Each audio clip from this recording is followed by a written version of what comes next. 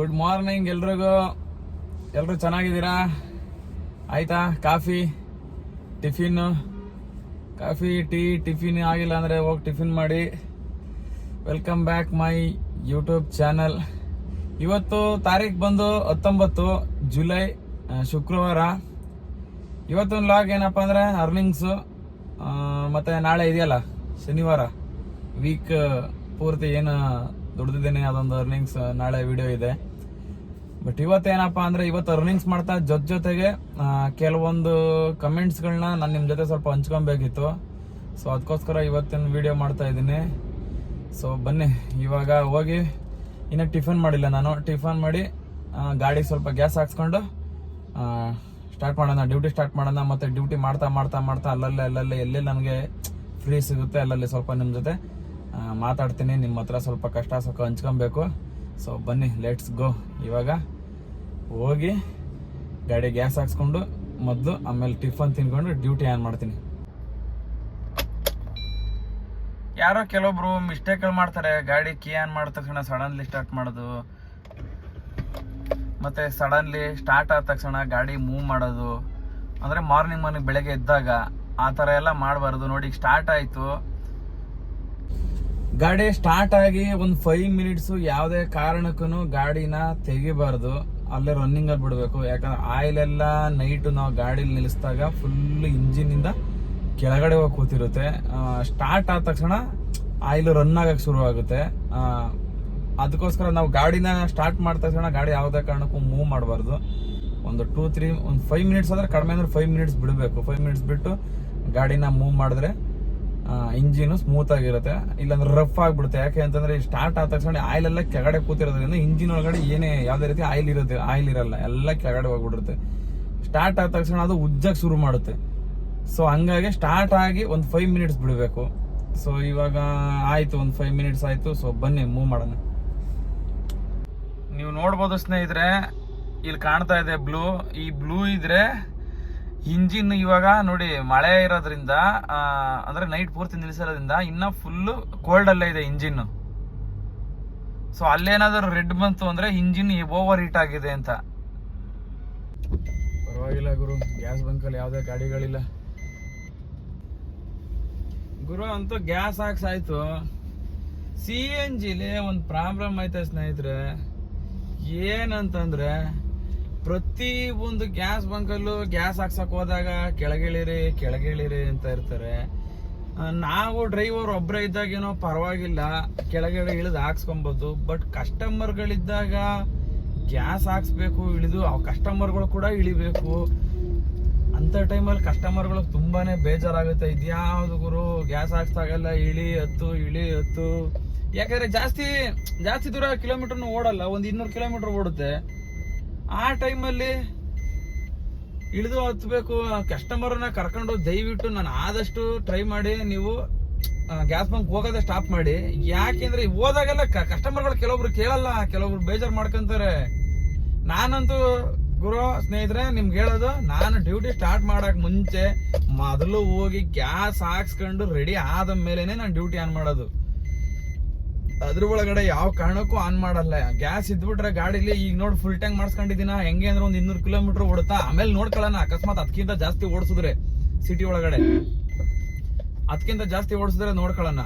ಅದಕ್ಕಿಂತ ಕಡಿಮೆ ಓಡಿಸಿ ನನ್ನ ಅರ್ನಿಂಗ್ಸ್ ಆಯ್ತು ಅಂದ್ರೆ ಏನ್ ತೊಂದರೆ ಏನಿಲ್ಲ. ಅದೇ ಅರ್ಧ ಟ್ಯಾಂಕ್ ಗ್ಯಾಸ್ ಇಟ್ಕೊಂಡು ಈ ಟ್ರಾಫಿಕ್ ಗಳಲ್ಲಿ ಮತ್ತೆ ಕಿಲೋಮೀಟರ್ ಗಟ್ಲೆ ನಿಂತಿರ್ತವೆ ಕೆಲವೊಂದು ಬಂಕ್ಗಳ ಹತ್ರ, ಅಂತ ಟೈಮಲ್ಲಿ ನಾವು ಸಿಚುವೇಶನ್ ಅಲ್ಲಿ ತಗಲಾಕಂತು ಅಂತಂದ್ರೆ ಸುಮ್ಮನೆ ಟೈಮ್ ವೇಸ್ಟ್ ಗುರು.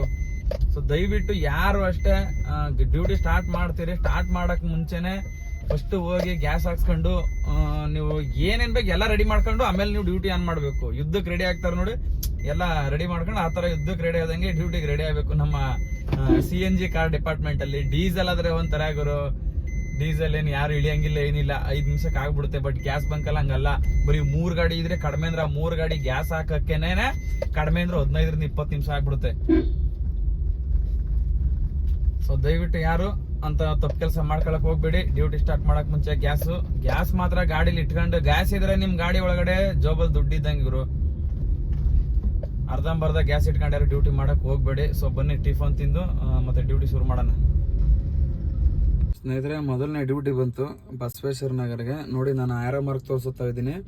ಅದೇ ರೋಡಲ್ಲೇ ಸೀದಾ ಈ ಡಬಲ್ ರೋಡ್ ಹತ್ರ ಬಂದು ನೋಡಿ, ಕಸ್ಟಮರ್ ಇಲ್ಲಿ ಇದ್ದಾರೆ ನೋಡಿ, ಸಬರೀಶ್, ಅಲ್ಲಿ ಹೋಗಿ ಪಿಕಪ್ ಮಾಡಬೇಕು. ಸೊ ಬನ್ನಿ, ಹೋಗಿ ಪಿಕ್ ಮಾಡ್ಕೊಂಡು ಹೋಗಿ ಬಸವೇಶ್ವರ ನಗರ ಡ್ರಾಪ್ ಹಾಕೋಣ.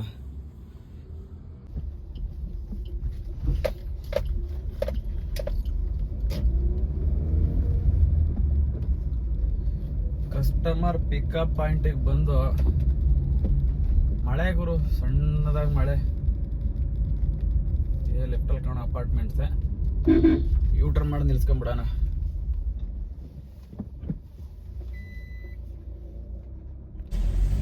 ಸ್ನೇಹಿತರೆ, ಫಸ್ಟ್ ಟ್ರಿಪ್ನ ಡ್ರಾಪ್ ಹಾಕಾಯ್ತು ಇವಾಗ ತಾನೇ. ಅದು ಆ್ಯಕ್ಚುಲಿ ಬಂದು ರಾಜಾಜಿನಗರ್. ನೋಡಿದ್ರೆ ನನಗೆ ಬಸವೇಶ್ವರ ನಗರ ಅಂತ ತೋರಿಸ್ತು. ರಾಜಾಜಿನಗರ್ ESI ಹಾಸ್ಪಿಟ್ಲ್ ಪಕ್ಕ ಡ್ರಾಪ್ ಆಗಿದ್ದು. ಸೊ ಕಸ್ಟಮರಿಂದ ಸ್ವಲ್ಪ ಸಿಕ್ಕಾಪಟ್ಟೆ ಒಂಥರ ಡಿಸ್ಟರ್ಬ್ ಆಗೋಯ್ತು ಗುರು ಫಸ್ಟ್ನೇ ಟ್ರಿಪ್ಪು.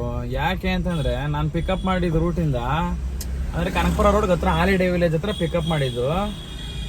ಮತ್ತು ಅದು ಲೊಕೇಶನ್ ಬಂದು ನನಗೆ ಆ ಸೋಂಪುರ ನೈಸ್ ರೋಡ್ ಇದೆ ನೋಡಿ, ಆ ಟೋಲಿಂದ ನಾಯಂಡಹಳ್ಳಿ ಬಂದು ಇಳ್ಕೊಂಡು ಸೀದಾ ಅಲ್ಲಿ ದೀಪಾಂಜಲಿ ನಗರ ವಿಜಯನಗರ ಮೇಲೆ ಬರೋಂಗೆ ತೋರಿಸೋದು. ಬಟ್ ಕಸ್ಟಮರ್ ಒಪ್ಪಲೇ ಇಲ್ಲ ಟೋಲಲ್ಲಿ ಬರೋಕ್ಕೆ. ನಾನು ಹೇಳಿದೆ ಅವ್ರಿಗೆ, ಸರ್ ಅದು ಟ್ರಿಪ್ಪು ಬಂದಿರೋದೇ ಟೋಲಿಂದ, ನೀವೇನು ತಲೆ ಕೆಡಿಸ್ಕೊಂಬಿಡಿ, ಟೋಲೇನ್ ಎಕ್ಸ್ಟ್ರಾ ಖರ್ಚಾಗಲ್ಲ ಸರ್ ಅಂತ ಹೇಳಿದ್ರು. ಅವ್ರು ಕೇಳಲೇ ಇಲ್ಲ ಗುರು. ಬೆಳಗ್ಗೆನೆ ಸಿಕ್ಕಾಬಿಟ್ಟೆ ಬೇಜಾರಾಗೋಯ್ತು. ಮತ್ತೆ ಸೀದಾ RR ನಗರ ಬಂದು RR ನಗರ ಒಳಗಡೆ ಮೈಸೂರು ರೋಡ್ ಬಂದು ಬರೋಟ ಸಿಕ್ಕಾಬಿಟ್ಟೆ ಲೇಟ್ ಆಗೋಯ್ತು ಗುರು. ಏನು ಮಾಡೋಕ್ಕಾಗಲ್ಲ, ಕೆಲವೊಬ್ರು ಅಂತ ಕಸ್ಟಮರ್ ಸಿಗ್ತಾರೆ, ಅವಾಗ ಅಂತ ಅವ್ರ ಮಾತು ಕೇಳಲೇಬೇಕಾಯ್ತದೆ. ಇಲ್ಲಾಂದ್ರೆ ಜಗಳಗಳಾಗುತ್ತೆ. ಸುಮ್ಮನೆ ಏನಕ್ಕೆ ನಾವು ಅಲ್ಲಿ ಹೋಗ್ತೀವಿ ಅನ್ನೋದು, ಇಲ್ಲ ನೀವು ಇಲ್ಲೇ ಹೋಗಿ ಅನ್ನೋದು, ತಿರ್ಗಾ ಆಮೇಲೆ ಬಂದು ರೇಟಿಂಗ್ ಕಡಿಮೆ ಕೊಟ್ಟು ಏನೋ ಒಂದು ಕಂಪ್ಲೇಂಟ್ ಹಾಕೋದು, ಅವೆಲ್ಲ ತೊಂದರೆಗಳು ನಡೀತೆ. ಆವಾಗ ಒಂದು ಕಂಪ್ಲೇಂಟ್ ಆಯಿತು ಅಂದರೆ ಒಂದು ಲಾಕ್ ಮಾಡೋದು. ಈಗ ಡ್ಯೂಟಿ ಮಾಡ್ತಾ ಇರ್ತೀವಿ, ತಪ್ಪಿ ಲಾಕ್ ಆಯಿತು ಅಂತಂದ್ರೆ ಅವಾಗ ಏನು ಮಾಡೋಣ? ಸೊ ಅದಕ್ಕೆ ಸೀದಾ ಅವ್ರೆಲ್ಲಿ ಹೇಳಿದ್ರು ಅಲ್ಲೇ ಬಂದೆ. 444 ರೂಪಾಯಿ ಬಿಲ್ ಆಗಿದೆ. ಸೊ ನೆಕ್ಸ್ಟ್ ಟ್ರಿಪ್ ಎಲ್ಲಿ ಅಂತ ನೋಡೋಣ ಬನ್ನಿ. ಇವಾಗ ಸದ್ಯಕ್ಕೆ ರಾಜಾಜಿನಗರ ESI ಹಾಸ್ಪಿಟ್ಲ್ ಹತ್ರ ಇದ್ದೀನಿ. ಗಣೇಶನ ಹಬ್ಬ ಇನ್ನೇನ್ ಹತ್ರ ಬಂತು ನೋಡಿ. ರಾಜಾಜಿನಗರ ಕನ್ನಡ ಗೆಳೆಯರ ಬಳಗ ಅಂತ ಆಲ್ರೆಡಿ 3ನೇ ವರ್ಷದಂತೆ ಗಣೇಶ ಉತ್ಸವ. ದಿನಾಂಕ 16/9/2024 18/9/2024 ಸರ್ವರಿಗೂ ಆಧಾರದ ಸುಸ್ವಾಗತ ಅಂತೆ. ಸೊ ಯಾರಾದರೂ ಬರೋರಿದ್ರೆ ಈ ಕಡೆ ಬರ್ಬೋದು. ESI ಹಾಸ್ಪಿಟಲ್ ಪಕ್ಕ. ನಾವು ಬರಲ್ಲ, ಯಾಕೆಂದ್ರೆ ನಮ್ಮ ಏರಿಯಾದಲ್ಲಿ ನಾವು ಗಣೇಶನ ಉತ್ಸವಗಳನ್ನ ಮಾಡ್ತೀವಿ, ಅದಕ್ಕೋಸ್ಕರ. ರಾಜಾಜಿನಗರ ಡ್ರಾಪ್ ಆದ ತಕ್ಷಣ ಮಲ್ಲೇಶ್ವರಂ ಒಂದು ಡ್ಯೂಟಿ ಬಂದಿದೆ. ಜಾಸ್ತಿ ಇಲ್ಲ, 3 ಕಿಲೋಮೀಟರ್ ಡ್ರಾಪ್ ಅಷ್ಟೇ. ಒಂದು 500 ಮೀಟರ್ ಪಿಕಪ್ ಐತೆ. ಹೋಗ್ತಾ ಇದ್ದೀನಿ ಪಿಕಪ್ ಮಾಡೋಕ್ಕೆ.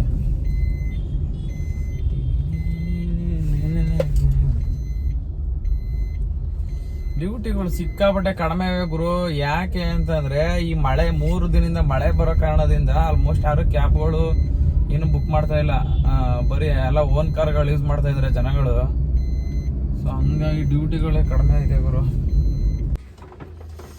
ಸ್ನೇಹಿತರೆ, ಇವತ್ತಿನ ವಿಡಿಯೋದಲ್ಲಿ ನಾನು ಒಂದು ಕಮೆಂಟ್ ಬಗ್ಗೆ ಸ್ವಲ್ಪ ಮಾತಾಡಬೇಕು ಅನ್ಕೊಂಡಿದ್ದೀನಿ. ಏನಪ್ಪ ಕಮೆಂಟ್ ಬಗ್ಗೆ ಅಂತಂದ್ರೆ, ನಂಟೆ ಬರೋಬ್ರು ಗುರು ವಿಡಿಯೋಸ್ಗಳನ್ನೆಲ್ಲ ನೋಡಿ ಗಾಡಿ ಹಾಕೊಂಡು ಜೀವನ ಹಾಳು ಮಾಡ್ಕೊಂಬೇಡ್ರಿ, ದುಡ್ಡುಗಳು ಕಳ್ಕೊಂಬೇಡ್ರಿ, ನೀವು ವಿಡಿಯೋಸಲ್ಲೆಲ್ಲ ಸುಳ್ಳು ಹೇಳ್ತಾರೆ ಅದು ಇದು ಅಂತ ಕಮೆಂಟ್ ಮಾಡಿದ್ರು.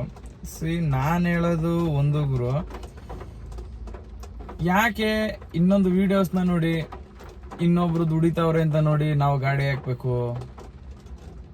ಹೌದಲ್ವಾ? ಈಗ ನಮ್ಮನ್ನೇ ತಗೊಳ್ಳಿ, ನನ್ನ ಮೇಲೆ ನಂಬಿಕೆ ಇದ್ರೆ ಮಾತ್ರ ನಾನು ಜೀವನದಲ್ಲಿ ನಾಟ್ ಓನ್ಲಿ ಕಾರ್, ಪ್ರತಿಯೊಂದು ಅಷ್ಟೇ. ಯಾಕೆ ನಾನು ಇನ್ನೊಬ್ಬ ಅವನ್ ದುಡಿತಾವನೆ ನಾನು ಯಾಕೆ ಮಾಡೋಕ್ಕಾಗಲ್ಲ ಅಂದ್ಬಿಟ್ಟು ನಾನು ತಗೊಂಡ್ರೆ ಅದಾಗಲ್ಲ. ನನ್ನ ಮೇಲೆ ನನಗೆ ನಂಬಿಕೆ ಇರ್ಬೇಕಿಲ್ಲ.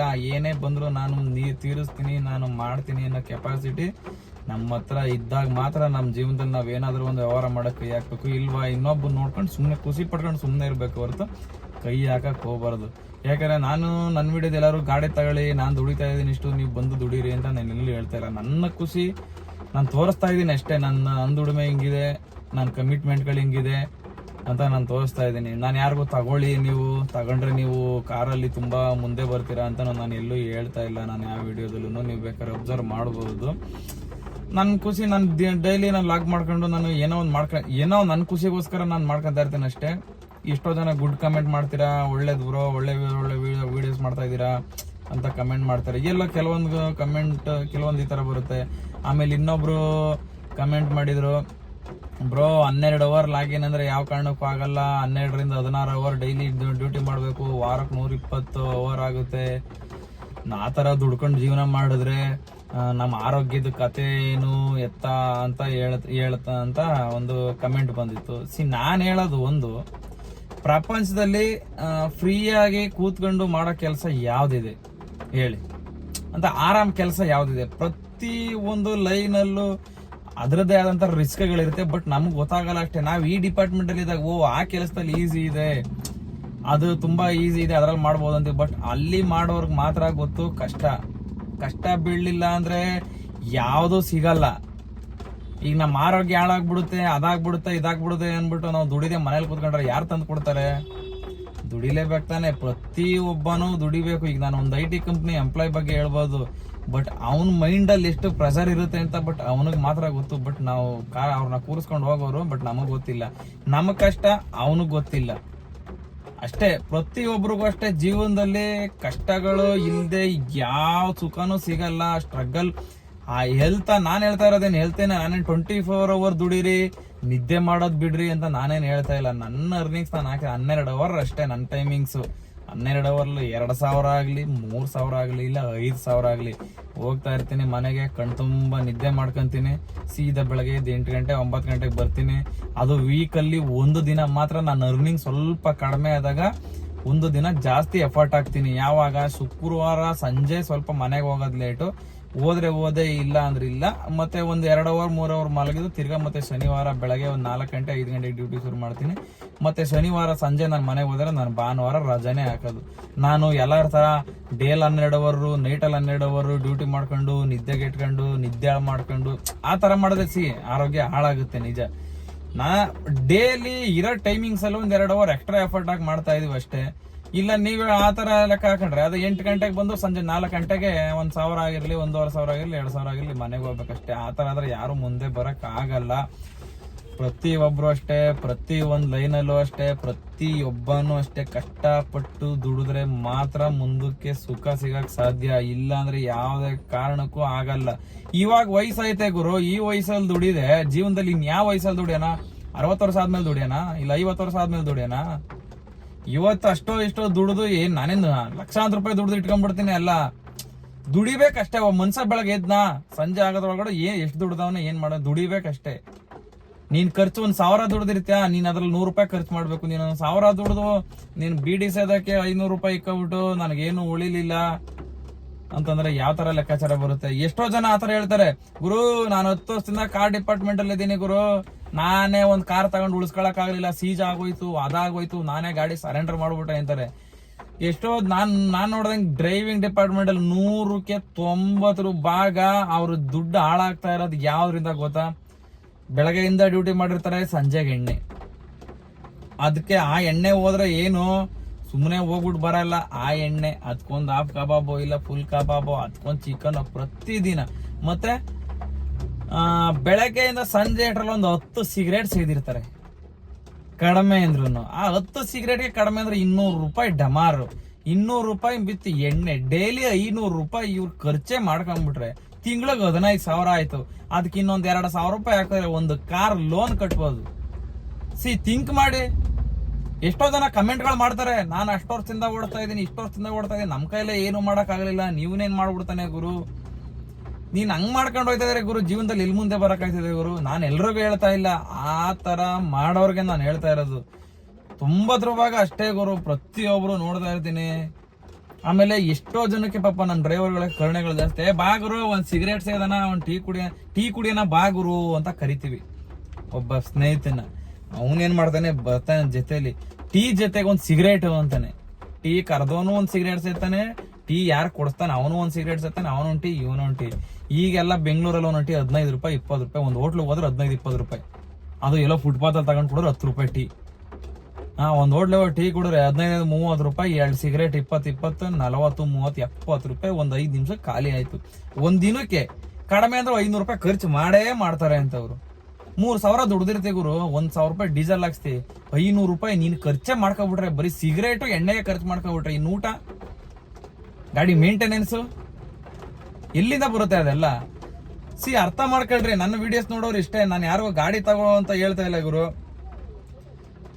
ನೀವು ಜೀವನದಲ್ಲಿ ಪ್ರತಿ ಒಂದು ಗುರಿ ಅಂತ ಇರಬೇಕು. ಇಲ್ಲ ನಾನೇನೋ ಮಾಡಬೇಕು, ನಾನು ಇವಾಗ ಈ ಗಾಡಿ ತಗೊಂಡಿದ್ದೀನಿ, ನಾನೊಂದು ಯೂಟ್ಯೂಬ್ ಚಾನಲ್ ಕ್ರಿಯೇಟ್ ಮಾಡ್ಬೇಕಾದ್ರು ಅಷ್ಟೇ ಗುರು. ನಾನು ಇದ್ರಲ್ಲಿ ಏನಾದ್ರೂ ನಂದು ಅಂತ ಒಂದು ಕ್ರಿಯೇಟ್ ಮಾಡ್ಲೇಬೇಕು ಅಂತ ಡಿಸೈಡ್ ಆಗಿ ನಾನು ಒಂದು ಚಾನಲ್ ಶುರು ಮಾಡಿರೋದು. ನಾನು ನೋಡ್ತಾ ಇದ್ದೆ ಅವ್ರು ಮಾಡ್ತಾವ್ರು ಇವ್ರು ಮಾಡ್ತಾವ್ರೆ ಅಂತ. ನಾನು ನನ್ನ ಮೇಲೆ ನಂಬಿಕೆ ಇರೋದಕ್ಕೋಸ್ಕರ ನಾನು ಒಂದು ಯೂಟ್ಯೂಬ್ ಚಾನಲ್ ಕ್ರಿಯೇಟ್ ಮಾಡಿದ್ದೀನಿ. ಯಾಕಂದ್ರೆ ಇನ್ನೊಬ್ಬ ಅವ್ನು ಆಲ್ರೆಡಿ ಕ್ಲಿಕ್ ಆಗಿರ್ತದೆ ಅವ್ನ ಚಾನಲ್, ಅವ್ನು ಬಂದು ನನಗೆ ಹೇಳ್ಬೋದು ಅಷ್ಟೇ, ಗುರು ನೀನ್ ಮಾಡು ಅನ್ಬೋದು ಅಷ್ಟೇ. ನನಗೆ ಬಂದು ಚಾನಲ್ ಕ್ರಿಯೇಟ್ ಮಾಡ್ಕೊಂಡು ನೀನ್ ಈ ತರ ಮಾಡು ಅಂತ ನನ್ನ ಹತ್ರನೇ ಅವ್ನು ಕೂತ್ಕೊಳಕ್ ಆಗಲ್ಲ. ಏನ್ ಸಿಕ್ತಾಗ ಒಂದ್ ಮಾತು ಹೇಳ್ಬೋದು ಅಷ್ಟೇ. ನನ್ನ ಶ್ರಮ ಇದ್ರೆ ಮಾತ್ರ ನಾನು ಮುಂದುವರಿಯಕ್ ಸಾಧ್ಯ. ಪ್ರತಿ ಒಂದು ಲೈನಲ್ಲೂ ಅಷ್ಟೇ. ಎಕ್ಸಾಂಪಲ್ ಒಂದು ಯೂಟ್ಯೂಬರ್ಗೂ ಕೊಡ್ತೀನಿ ನಾನು. ಅವ್ನು ಸುಮ್ಮನೆ ಒಂದು ಫೋನ್ ಹಿಡ್ಕೊಂಡು ಹೋಗಿ ಎಲ್ಲೋ ಒಂದು 5 ನಿಮಿಷ ವಿಡಿಯೋ ಮಾಡ್ಬಿಟ್ರೆ ಯಾವ ಕಾರಣಕ್ಕೂ ಅವ್ನು ವ್ಯೂಸು ಲೈಕ್ಸು ಬರಲ್ಲ.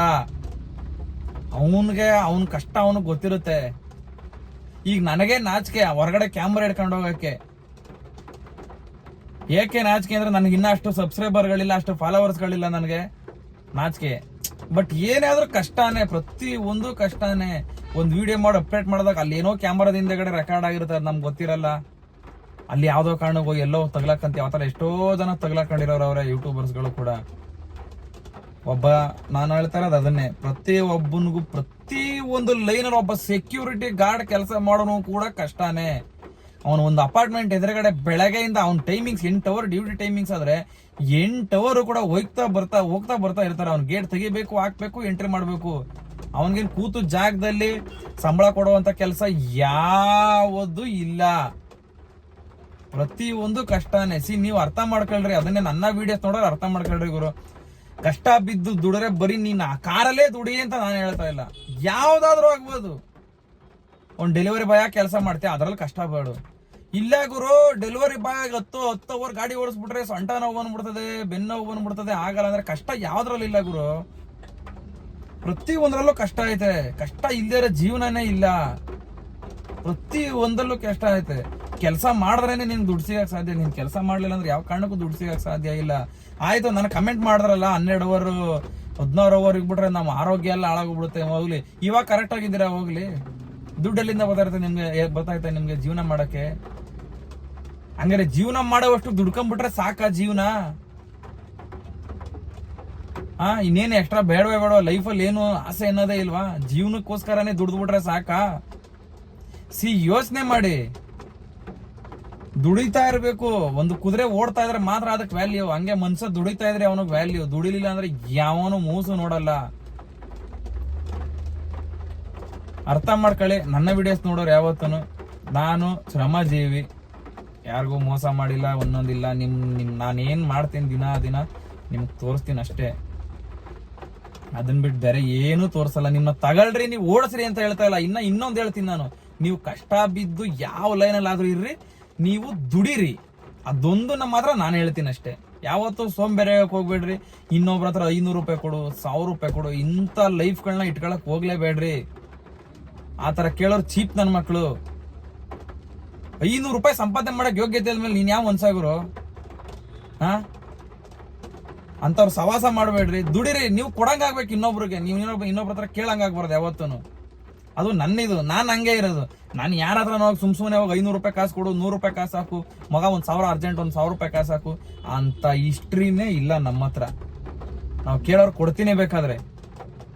ಆ ಥರನೂ ಕೊಟ್ಟು ಎಷ್ಟೋ ಗಲಾಟೆಗಳು ಮಾಡ್ಕೊಂಡಿದ್ದೀನಿ. ಈಸ್ಕೊಂತಾರೆ, ಟೈಮ್ ಕರೆಕ್ಟಾಗಿ ಕಾಸುಗಳು ಕೊಡಲ್ಲ. ಅದಕ್ಕೆ ಇವಾಗಂತೂ ನಾನು ನನ್ನ ಮನಸ್ಸನ್ನ ಎಷ್ಟು ಕಲ್ ಮಾಡ್ಕೊಂಡಿದ್ದೀನಿ ಅಂದ್ರೆ, ಎದುರುಗಡೆ ಸಾಯ್ತಾವನೆ ಅಂದ್ರೆ ನಾನು 1 ರೂಪಾಯಿ ಕೊಡಲ್ಲ.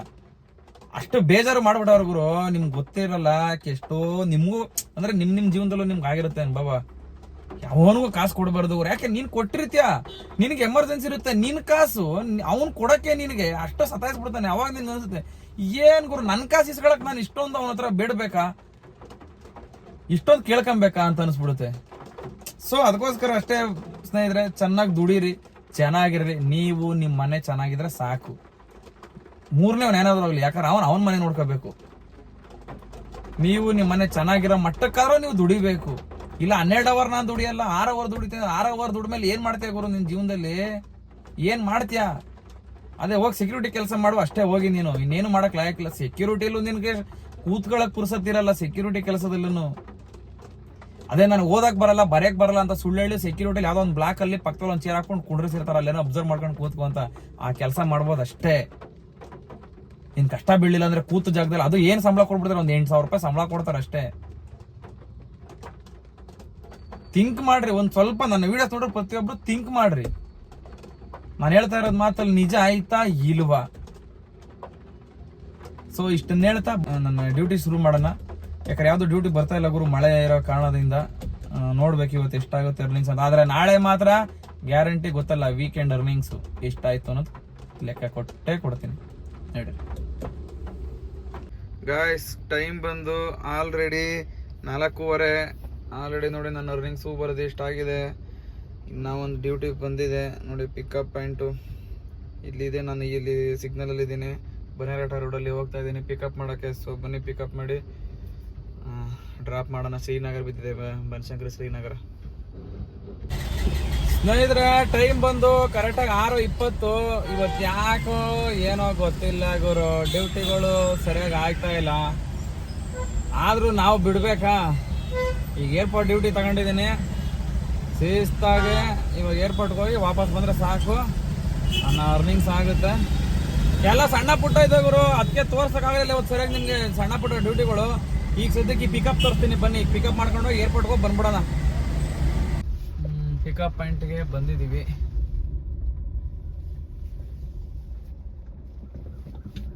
ಸೆಕ್ಯೂರಿಟಿ ಕೂಗ್ತಾವ್ ನೀವು भैया, बारिश आ रहा है ना, थोड़ा इधर रखता हो। हाँ तो फिर इधर आना पड़ता है, कस्टमर बुलाएगा तो इधर साइड पे करता हूँ.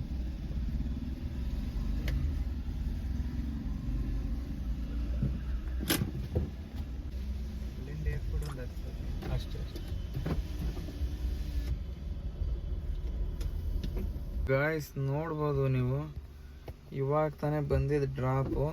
ತೋರಿಸ್ತೀನಿ ನೋಡಿ.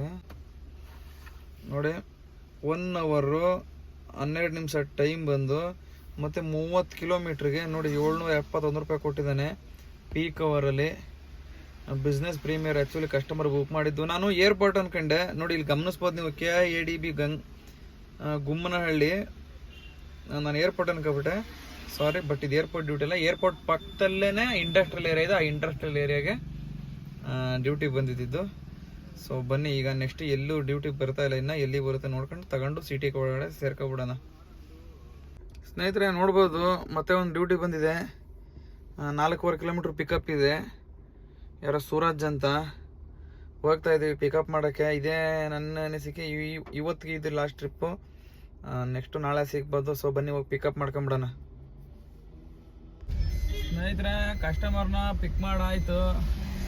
ಆನ್ ದ ವೇ ನೈಟ್ ನಾನೇನಾರ ಡ್ಯೂಟಿ ಮಾಡಿದ್ರೆ ಗ್ಯಾಸ್ ಬೇಕು. ಸೊ ಅದಕ್ಕೋಸ್ಕರ ಗ್ಯಾಸ್ ಬಂಕ್ ಇದೆ ನೋಡಿ. ನಾನು ನಿಮ್ಗೆ ಒಂದ್ಸಲ ಆಲ್ರೆಡಿ ತೋರಿಸಿದ್ದೆ. ಇದೇ ಗ್ಯಾಸ್ ಬಂಕ್ ಬಂದಿದ್ದೀನಿ. ಸ್ವಲ್ಪ ಗ್ಯಾಸ್ ಹಾಕ್ಸ್ಕೊಂಡ್ಬಿಡೋಣ ಅಂತ. ಗ್ಯಾಸ್ ಹಾಕ್ಸ್ಕೊಂಡು ಕರ್ಕೊಂಡು ಹೋಗೋಣ. ಆಲ್ರೆಡಿ ಪಿಕ್ ಮಾಡ್ಕೊಂಡು ಆಯ್ತು ಇವ್ರನ್ನ. ಸ್ನೇಹಿತರೆ, ನೀವು ನೋಡ್ಬೋದು, ಇವಾಗ ಬಂದಿದ್ದು ನಾನು ಲಾಸ್ಟ್ ಟ್ರಿಪ್ ಸೆಡಾನ್ ಇಂಟರ್ಸಿಟಿ ನೋಡಿ. 667 ರೂಪಾಯಿ ಬಿಲ್ ಮಾಡಿದ್ದ. 40 ನಿಮಿಷಕ್ಕೆ ಬಂದು ಡ್ರಾಪ್ ಹಾಕಿದ್ದೀನಿ. 40 ನಿಮಿಷ 53 ಸೆಕೆಂಡ್ 22 ಕಿಲೋಮೀಟ್ರಿಗೆ. ಪರವಾಗಿಲ್ಲ, ಒಳ್ಳೆ ಅಮೌಂಟೇ. ಬಟ್ ಅಲ್ಲಿ ಕೆಳಗಡೆ ಒಂದು ಅಬ್ಸರ್ವ್ ಮಾಡಕ್ಕೆ ಬರ್ತಾ ಇದ್ರೆ ನೋಡಿ. ನಾನು ಇವಾಗಿರೋ ಜಾಗ ಬಂದು ಭೀಮಕ್ಕನಹಳ್ಳಿ ಅಂತ, ಯಾವುದೋ ಚಿಂತಾಮಣಿ ಮೇನ್ ರೋಡಲ್ಲಿದೆ. ಸದ್ಯ ಇವಾಗ ನಾನು ಅಲ್ಲಿದ್ದೀನಿ. ನಾವು ಏರಿಯಾ ಕಡೆ ಡ್ಯೂಟಿ ಹುಡ್ಕೊಬೇಕು, ಇಲ್ಲಾಂದರೆ ಏರ್ಪೋರ್ಟ್ಗಾದ್ರೂ ಡ್ಯೂಟಿ ಬಿದ್ದರೆ ಪರವಾಗಿಲ್ಲ. ಸದ್ಯಕ್ಕೆ ನಾನು ಎಲ್ಲಿದ್ದೀನಿ ಗೊತ್ತಾ? ಇಲ್ಲಿ ನೋಡಿ, ಚಿಂತಾಮಣಿ ಮೇನ್ ರೋಡು ನೀವು ನೋಡ್ಬೋದು. ಹೊಸಕೋಟೆಯಿಂದನೂ ಮುಂದೆ ಇದ್ದೀನಿ. ಸೀದಾ ಹೋದರೆ ಇಲ್ಲಿ ಚಿಂತಾಮಣಿ ಬರುತ್ತೆ. ಚಿಂತಾಮಣಿ ಸೀದಾ ಈ ಕಡೆ ಹೋದರೆ ಮದನಪಲ್ಲಿ. ಈಗ ನಾನಿರೋದು ಹೊಸಕೋಟೆ. ಇಲ್ಲ, ಈಗ ನಾನು ಹೊಸಕೋಟೆ ಖಾಲಿ ಆದರೂ ಹೋಗಲೇಬೇಕು ಮುಂದಕ್ಕೆ, ಯಾಕಂದರೆ ಇದು ಹಳ್ಳಿ. ಇದು ಹಳ್ಳಿಲಿ ಯಾವುದೋ ಡ್ಯೂಟಿ ಬರೋಲ್ಲ. ಬೆಂಗಳೂರಿಂದ ಆದಷ್ಟು ಒಂದು 45 ಕಿಲೋಮೀಟ್ರ್ ದೂರದಲ್ಲಿ ಹೋಗಿದ್ದೀನಿ ಮುಂದಕ್ಕೆ ನಾನು. ಸೊ ನನಗೆ ಏರ್ಪೋರ್ಟು 40 ಕಿಲೋಮೀಟ್ರ್ ಇದೆ, 40-45 ಕಿಲೋಮೀಟ್ರ್ ಆಗೋದು ಇಲ್ಲಿಂದ. ಸೊ ಬನ್ನಿ ಇವಾಗ ನೆಕ್ಸ್ಟ್ ಎಲ್ಲಿ ಟ್ರಿಪ್ ಬರುತ್ತೆ ಏನೋ ಅಂತ ಗೊತ್ತಿಲ್ಲ, ನೋಡೋಣ. ಸ್ನೇಹಿತರೆ, ಇವತ್ತಿಗೆ ಇಷ್ಟ ಹೇಳ್ತಾ ಈ ವಿಡಿಯೋನ ಇಲ್ಲಿ ಮುಗಿಸ್ತಾ ಇದ್ದೀನಿ. ಎಲ್ರಿಗೂ ನನ್ನ ನನ್ನ ತುಂಬು ಹೃದಯ ಧನ್ಯವಾದಗಳು. ಯಾಕೆ ದಯವಿಟ್ಟು ನನ್ನ ಚಾನೆಲ್ನ ಯಾರ್ಯಾರು ಹೊಸಬರು ನೋಡ್ತಾ ಇದ್ದೀರಾ ಸಬ್ಸ್ಕ್ರೈಬ್ ಮಾಡ್ಕೊಳ್ಳಿ. ಇವಾಗ ನಿಮಗೆ ಪೂರ್ತಿ ಇವತ್ತು ಎಷ್ಟಾಯ್ತು ಅಂತ ಕೌಂಟಿಂಗ್ ಕೊಡುವ ಸಮಯ ಬಂದಿದೆ ಸ್ನೇಹಿತರೆ. ನೋಡ್ಬೋದು, ಇದು ನನ್ನ ಇವತ್ತಿನ ಸಂಪಾದನೆ 3768 ಪ್ಲಸ್ 50 ರೂಪಾಯಿ ಕಸ್ಟಮರ್ ಎಕ್ಸ್ಟ್ರಾ ಟಿಪ್ ಹಾಕಿದ್ರು. ಟೋಟಲ್ 3800 ರೂಪಾಯಿ ಇವತ್ತಿನ ನನ್ನ ಸಂಪಾದನೆ. ಓಕೆ ಸ್ನೇಹಿತರೆ, ಬಾಯ್. ಇಷ್ಟು ಹೇಳ್ತಾ ವಿಡಿಯೋನ ಇಲ್ಲಿಗೆ ಮುಗಿಸ್ತಾ ಇದ್ದೀನಿ. ಸಿಗೋಣ ಮುಂದಿನ ವಿಡಿಯೋದಲ್ಲಿ.